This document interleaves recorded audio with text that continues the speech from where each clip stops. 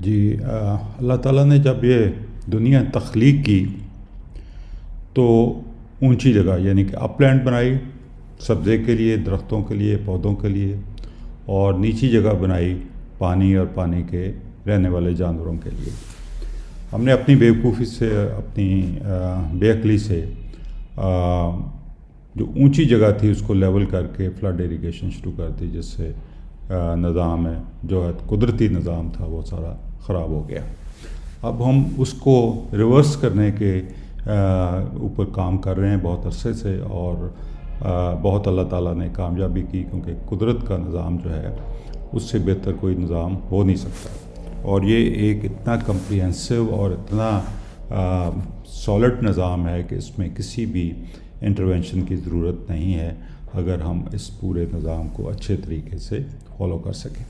اب اس میں سب سے پہلا جو ہمارا ایشو تھا وہ تھا زمین کو پانی میں ڈوبنے سے بچانا، اور اس کے لیے پھر یہ بیڈز اور فرو سسٹم کو شروع کیا گیا۔ اب اس ویڈیو میں اس کے آپ کو فوائد جو ہیں وہ بتاؤں گا کہ بیڈز بنانے کے فوائد کیا کیا ہیں۔ پہلا فائدہ اس کا یہ ہے کہ آپ جس ایریے میں یا جس جگہ پہ آپ نے فصل کو اگانا ہے وہاں پہ ٹریکٹر کے ٹائر نہیں چڑھتے، اور ٹریکٹر کے ٹائر نہ چڑھنے کی وجہ سے زمین کمپیکٹ نہیں ہوتی۔ آپ نے دیکھا ہوگا کہ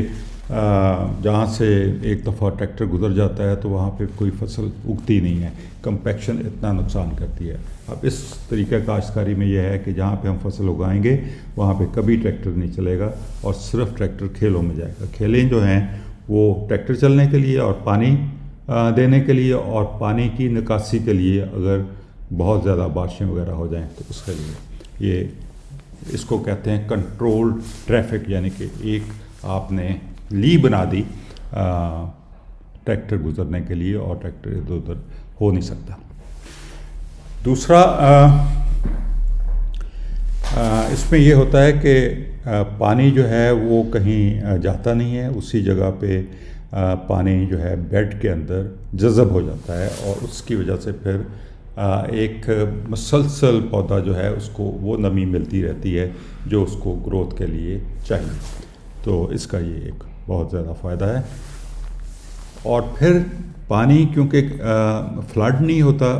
پانی اور منرلز کا جو سلوشن ہے وہ بہت ہی ڈینس، یعنی کہ گاڑھا دودھ بنتا ہے،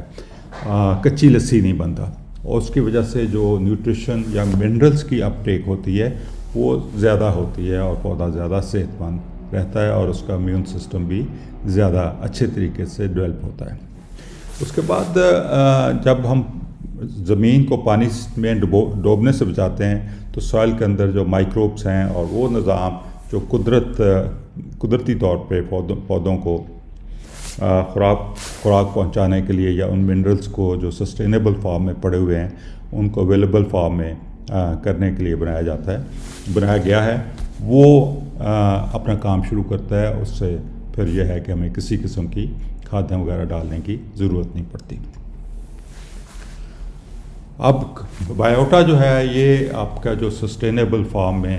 منرلز پڑے ہوئے ہیں ان کو اویلیبل فارم میں کرتا ہے، اور اس کے علاوہ جو پلانٹ ریزیڈیو ہوتا ہے اس کو بھی کم ڈیکمپوز کر کے اس میں سوائل کے اندر اس کا جو منرلز کا اور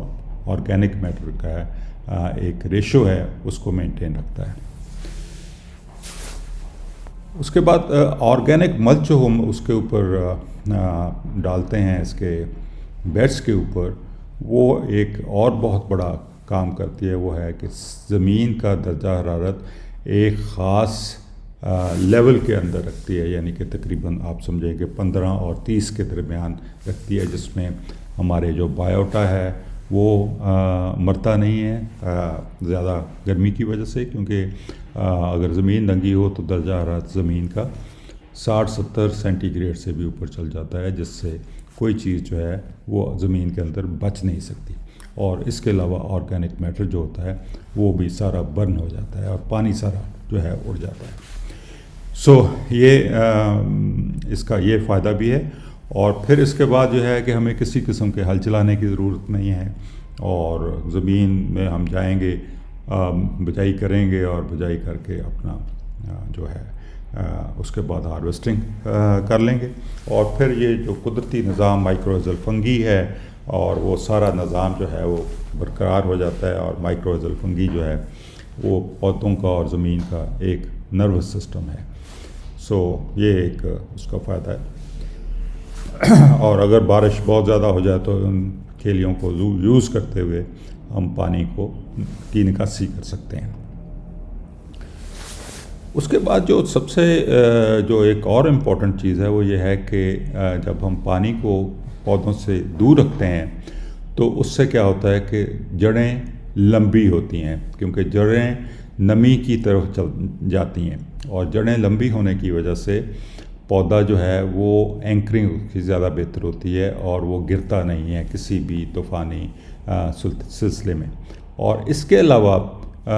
وہ زیادہ ایریے سے اپنے منرلز کی اپٹیک کر سکتا ہے. تو یہ سارے فوائد صرف ایک ہم بیڈس بنا دیں اور بیڈس کے اوپر کاشتکاری کریں تو یہ سارے فوائد اس کے ہیں. شکریہ.